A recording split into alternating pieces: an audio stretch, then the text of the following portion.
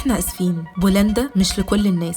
5 حاجات لو عندك انت كده ما ينفعش تسافر، ولو حلتهم يبقى انت مؤهل بنسبة 100% تسافر بولندا مع خطوة. اول سبب يخلينا نرفضك المجموع. لو مجموعك اقل من 70% للأسف بولندا مش اختيار مناسب ليك. الجامعات هناك عندها حد ادنى وواضح، ومش بنحب نضيع وقتك او فلوسك في طريق مش مضمون. تاني سبب الحساب البنكي. بولندا محتاجة اثبات قدرة مالية حقيقي. لو ما عندكش حساب بنكي يثبت انك قادر تغطي مصاريف المعيشة والدراسة مش هنكمل في الإجراءات، علشان ما تدخلش تجربة فاشلة من الأول. ثالث سبب اللغة الإنجليزية. الدراسة في بولندا بالإنجليزي، لازم يكون عندك مستوى إنجليزي كويس أو إثبات إنك بتتكلم إنجليزي. مش شرط شهادة قوية، بس لازم نطمن إنك هتعرف تكمل دراسة وحياة. رابع سبب إنك مستني حل سحري. لو فاكر إن السفر لأوروبا من غير التزام أو من غير مجهود، أو إن حد هيظبط كل حاجة وإنت تقعد تتفرج، بولندا مش ده المكان المناسب ليك. خامس سبب الميزانية غير الواقعية. بولندا ممكنة ومصاريفها مقدور عليها، بس مش مجانية ومش سفر وخلاص. لو ميزانيتك بعيدة تماما عن الواقع هنقولك لا